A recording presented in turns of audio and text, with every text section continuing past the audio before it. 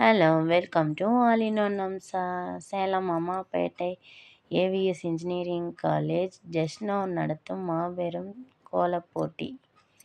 நாம் ஃபஸ்ட்டு காலையிலே எந்திரிச்ச உடனே அப்படியே கோலப்போட்டி கலந்துக்கலான்ட்டு வேகமாக சாப்பாடு ரெடி பண்ணங்காட்டியுமே எல்லாம் கிளம்பி போயிட்டோம். எல்லாம் கட்டமாக போட்டு வச்சுருந்தாங்க. போட்டு வச்சுட்டு நம்ம ஏற்கனவே பேமெண்ட் கட்டி ரெசிப்ட் பண்ணி வச்சுருந்தோம். அந்த நம்பரை சொல்லி டோக்கனை வாங்கிட்டு நான் அந்தந்த ப்ளேஸ்க்கு வந்துட்டோம். நமக்கு 16ஆம் நம்பர் டோக்கன் வந்துச்சு.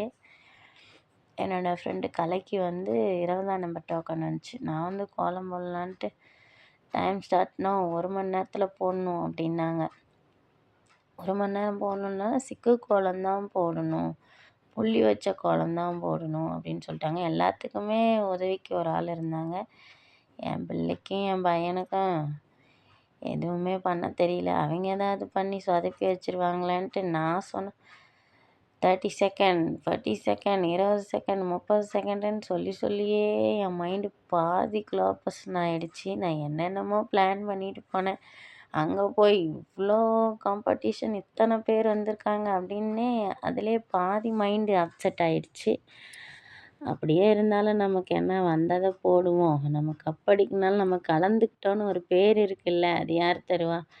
இது வரைக்குமே நான் எந்த காம்படிஷன்லேயுமே கலந்துக்கிட்டதில்ல. நான் ஃபஸ்ட் டைம் 100 ருபீஸ் கட்டி ஜஸ்ட் நவ் சேலத்தில் கோலப்போட்டிக்காக கலந்துக்கிட்டேன். ஆனால் கலந்துக்கிட்டு வெற்றி பெறுவோமா அப்படிங்கிறது எனக்கு தெரியாது. பட் இருந்தாலும் பரவாயில்ல, வர்றது வரட்டும். எல்லாமே எல்லாத்துக்கும் வரும், எல்லாமே எல்லாம் நடக்குங்கிறது உண்மை கிடையாதுல்ல. நமக்கு என்ன வருதோ அதை தான் நம்ம செய்வோம். யார் என்ன சொன்னாலும் அது மாதிரி தான் நம்ம பண்ணுவோம். அதெல்லாமே பண்ணி கொஞ்சம் எல்லாம் சொதப்பி வச்சிருச்சு. நான் வீட்டில் போடுறத விட அங்கே சிம்பிளாக வந்த மாதிரி ஆயிடுச்சு. எல்லாத்துலேயுமே சொதப்பலாயிடுச்சு. எல்லாம் எப்படியே சொதப்பலானாலும் ஓரளவுக்கு எல்லாம் கொஞ்சம் மேனேஜ் பண்ணிட்டேன். என்ன கலர் எடுக்கிறேன், கைக்கு என்ன மாவு வருது, என்ன பண்ணுறேன்னே எனக்கு தெரியல. சுற்றி ஏதோ டிஃப்ரெண்ட்டாக கலரெல்லாம் கொட்டி அது மேலே புள்ளியெல்லாம் வச்சு ஏதேதோ பண்ணிகிட்ருக்காங்க.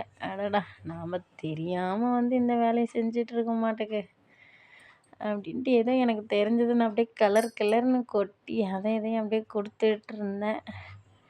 ஆனால் இவ்வளோ காம்படிஷன் நடக்கும், ஆனால் இப்படிலாம் போடுவாங்க அப்படிங்கிறது நமக்கு தெரியாது. இதுவும் ஒரு அனுபவம் தானே, நம்ம போய் பார்த்து இது பண்ணதுனால கற்றுக்க முடிஞ்சிச்சு. இருந்தாலும் எல்லாம் ஓரளவுக்கு அப்படியே பானை கோணையாக போயிடுச்சு, கரும்பு சாஞ்சி மாதிரி ஆயிடுச்சு. ஏகப்பட்ட சொதப்பல் வந்துடுச்சு. சரி, எப்படியோ ஒன்று பார்க்கலாம் அப்படின்ட்டு அப்படியே பார்த்துட்டு எல்லாம் ஓரளவுக்கு அப்படியே மேனேஜ் பண்ணி போட்டுட்டோம். எங்கள் பிள்ளைங்கெல்லாம் வேடிக்கை தான் பார்த்துக்கிட்டு இருந்துச்சு. என்னமோ பண்ணுங்கடா டே, ஆக மொத்தம் நம்ம கப்படிக்க போகிறதில்ல, வேடிக்கைனாவது பார்ப்போம் கலந்துக்கிட்டதுக்கு அப்படின்ட்டு அப்படியே ஒவ்வொரு கோலமாக எல்லாம் சுற்றி பார்த்துட்டு என் கோலத்தை பார்த்து எனக்கே இதெல்லாம் வருத்தில்லப்பா அப்படின்ற மாதிரி ஆயிடுச்சு. ஏன்னா எல்லாம் பார்க்குறதுக்கு அடப்பாவிங்களா, இதுக்காடா நாம் கலந்துக்கிட்டோம், அவன் 1 மணி நேரத்தில் பட்டையை கிளப்பிட்டானே அப்படின்ற மாதிரி ஆயிடுச்சு. அப்புறம் ஜட்ஜஸ் எல்லாம் கோலத்தை பார்க்க ஆரம்பிச்சிட்டாங்க.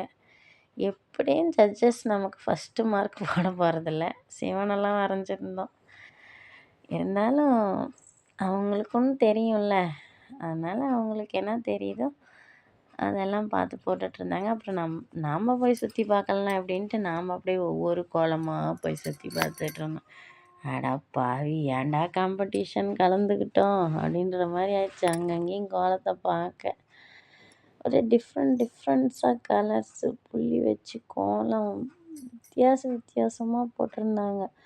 ஆனால் எல்லோரும் என்ன கொஞ்சம்னா தஞ்சை பெரிய கோயில் பாருங்கள், ஒரு பொண்ணு போட்டிருந்தாங்க. எல்லாம் என்னன்னா 1 மணி நேரத்தில் இப்படி கூட பண்ணி கோலம் போட முடியுமா அப்படிங்கிற மாதிரி தான் ஆயிடுச்சு. இது கலை போட்ட கோலம் என் ஃப்ரெண்டு. இதுதான் செம்மையாக இருந்துச்சு. ஆனால் கலரிங் எல்லோரும் ஒவ்வொருத்தர் கலர் இவங்கெல்லாம் ஒவ்வொருத்தரும் எப்படிலாம் பண்ணியிருந்தாங்க. ஃபஸ்ட்டு ப்ரைஸ் அடித்த கோலம் நீங்கள் வந்து பார்த்துருப்பீங்கன்னு நினைக்கிறேன். எல்லோரும் நல்லா வரைஞ்சிருந்தாங்க. ஐயோப்பா! இது கண்காட்சிக்கு போய் அப்படியே சுற்றி பார்த்து எந்த கோலத்தடா பார்க்கறது அப்படின்ற மாதிரி ஆயிடுச்சு. ஆனால் சிக்கு கோலம் உண்மையிலே கஷ்டம். ஆனால் ஈஸியாக கற்றுக்கிட்டு போட்டோம்னா அது மாதிரி ஈஸியாக இருக்குது. இதான் நெக்ஸ்ட்டு செகண்ட் ப்ரைஸ் அடித்த கோலம். அப்புறம் வந்து அவ்வளவா நமக்கு எந்தெந்த கோலத்துக்கு என்ன கொடுத்தாங்கன்னு தெரியல. எல்லாம் ஓரளவுக்கு நம்ம அப்படியே சுற்றி பார்த்துட்ருந்தோம். உள்ளே போய் நம்ம சுற்றி பார்த்தோம்ல, அதுவே நமக்கு போதும். சாமியை இப்படி பல வண்ணங்கள் தீட்டி பாருங்க. அப்படியே இயற்கையாகவே பொண்ணு மாதிரியெல்லாம் போட்டிருந்தாங்க. போட்டுட்டு எல்லாம் அவங்கவுங்க கோலத்துக்கு நேராக அப்படியே வெயிட் பண்ணி பார்த்துட்டு சுற்றி, அடடா யாருக்குடா ப்ரைஸ் கிடைக்க போகுது அப்படின்ட்டு அப்புறம் ஜட்ஜஸ் எல்லாம் மேலே ஸ்டேஜ் மேலே ஏறிட்டாங்க. எல்லாத்தையும் பார்த்து முடிச்சுட்டு ஆளாளுக்கு எல்லாம் ஸ்பீச்சஸ் பேசினாங்க. நம்ம ஒரு ஏவிஎஸ் அந்த மேம் வந்து பேசினாங்க, பிரின்ஸிபல் மேம். அப்புறம் பேசிவிட்டு அப்புறம் பார்த்து ஜட்ஜஸ் எல்லாம் கொஞ்சம் பேச ஆரம்பித்தாங்க. எல்லாம் கொஞ்சம் நேரம் அப்படியே பேசிகிட்டு இருந்துட்டு அப்புறமா செலக்ட் பண்ணுறதுக்காக எல்லாம் ஓரளவுக்கு பார்த்துட்டே இருந்தாங்க. பார்த்துட்டு எப்படியும் நமக்கு ப்ரைஸ் கிடைக்காது, இருந்தாலும் ஒரு படபடப்பு, ஆர்வம். ஃபஸ்ட்டு வந்து அந்த கோலத்தில் 10 கோலத்துக்கு பெஸ்ட்டு ப்ரைஸ் வந்து செலக்ட் பண்ணி கொடுத்தாங்க. அது கொடுத்து முடிச்சுட்டு தான் நெக்ஸ்ட்டு வந்து ஒவ்வொரு ப்ரைஸ்க்கான அமௌண்ட் வந்து ரெனியூவல் பண்ணி சொல்லிகிட்டு இருந்தாங்க. இவங்க எல்லாம் வந்து ஆறுதல் ப்ரைஸ் வந்து வாங்கினவங்க. அதுக்கப்புறம் வந்து ஹாட் பாக்ஸ், ஒரு கப்பு எல்லாத்துக்கும் கொடுத்தாங்க. அப்புறமேட்டு வந்து யார் யாருக்குன்னு இவங்க தான் செகண்ட் ப்ரைஸ். அவங்க ஃபேமிலியோடு வந்திருந்தாங்களாமா. வந்துட்டு இவங்களுக்கு செகண்ட் ப்ரைஸ் கொடுத்தாங்க. 2000 2000 இருந்துச்சு. அதுக்கப்புறம் அதெல்லாம் வாங்கிட்டு ஃபஸ்ட் ப்ரைஸ் யார்ரா அப்படின்னு பார்த்தா ஏதோ ஒரு நம்பர் சொன்னாங்களே, மறந்துடுச்சு. இவங்க தான் செகண்ட் ப்ரைஸ் அடித்தவங்க. சிக்கு கோலம் பயங்கரமாக அது எப்படி இழுத்து எப்படி போட்டாங்கன்னே தெரியல. ஆனால் அவங்களுக்கே வந்து எப்பட்றா அப்படின்ற மாதிரி நைட்டு தான் வந்து ப்ரமோஷன் பண்ணி போட்டிருக்காங்க. போட்டு ஃபஸ்ட்டு ப்ரைஸ் 3000 3000 அடிச்சுட்டு வெற்றிகரமாக வாங்கிட்டு, தேர்டு ப்ரைஸ் 1000 எல்லாம் வாங்கிட்டு அப்படியே நமக்கு தான் எதுவும் கிடைக்கலையே, நம்ம பேரே வரல. நமக்கு தான் தெரியுமே நம்ம போட்ட கோலத்துக்கு பேர் வராதுன்னு. அப்புறம் எப்படியும் ஆறுதல் ப்ரைஸ் இருக்குது அப்படின்னு சொன்னாங்க. அதுக்கப்புறம் பாருங்கள், ஆறுதல் ப்ரைஸ் என்னடா கொடுப்பாங்க அப்படின்னா, எல்லாம் காலையில் சாப்பிடாமல் வந்திருப்பீங்க, தோசை மாவு தருவோம், வீட்டில் போய் சட்னி அரைச்சி சாப்பிடுங்க அப்படின்னு சொல்லிட்டாங்க. சரி, நான் ஆறுதல் ப்ரைஸை வாங்கிட்டு அப்படியே செல்ஃபி ஸ்டாண்டுக்கிட்ட போய் ஒரு செல்ஃபி எடுத்துகிட்டு, என் மகனுக்கு அதுக்காட்டியும் ஆர்வம் தாங்கலை, இங்கேயே பிரித்து என்னடா இது அப்படின்னு பார்த்தா ஜஸ்ட் நோ சேலம் அப்படின்னு அந்த கப்பில் போட்டிருந்துச்சு. ஜஸ்ட் நோ சேலம்னு கப்பில் போட்டிருந்துச்சு. அப்படியே வாங்கிட்டு ஒரு வீடியோ ஷூட் பண்ணிவிட்டு, எங்கள் கோழி வேறு கத்திக்கிட்டே இருக்குங்க. அப்படியே எங்கள் கலையும் எங்கள் பாப்பாவும் கிஃப்ட்டு வாங்கி எல்லோரும் ஆளுக்கு ஒரு பக்கம் பிரித்து பார்த்துட்டு அப்படியே வீட்டுக்கு வந்து சேர்ந்துட்டோம். வீட்டுக்கு வந்துட்டு என்ன இருக்குன்னு பார்த்தா நமக்கு சர்டிஃபிகேட்டும் கொடுத்தாங்க. அப்புறம் அரிசி மாவு அப்படியே கப் எடுத்து வச்சு பார்த்துட்டு அப்படியே அரிசி மாவு எடுத்து அதையும் ஒரு கப்பில் ஊற்றிக்கினேன். அப்புறம் நிறையா இது கொடுத்துருந்தாங்க, பேப்பரெல்லாம். நம்ம சர்டிஃபிகேட்டும் அதில் தான் இருந்துச்சு. அந்தாண்ட இருந்துச்சுன்னு நான் சரியாக பார்க்கவே இல்லை.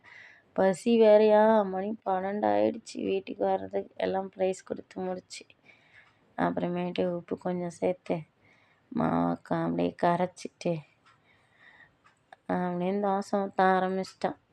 வீட்லேயே தக்காளி பஜ்ஜி செஞ்சு வச்சுருந்தார் எங்கள் வீட்டுக்கார். அப்புறம் எடுத்து மாவு எடுத்து தோசை ஊற்றினா தோசை நல்லா சூப்பராகவே வந்துருந்துச்சு. அப்படி சுத்தமாக கொஞ்சம் எண்ணெயை விட்டு வடிவேல் சொல்கிற மாதிரி அந்த பக்கம் ஒரு திருப்பு, இந்த பக்கம் ஒரு திருப்பு, அப்படியே திருப்பி எடுத்து ஒரு பிளேட்டில் வச்சுட்டு அப்படியே தக்காளி தொக்கு வச்சு சாப்பிட்டுட்டு நிம்மதியாக இந்த பொழுதை ஓட்டியாச்சு. எப்படியும் இந்த ஞாயிற்றுக்கிழமை சிறப்பாக போச்சு. அடுத்த ஞாயிற்றுக்கிழமை எப்படி இருக்குன்னு தெரியல. அடுத்த வீடியோவில் மீட் பண்ணலாம். பாய்.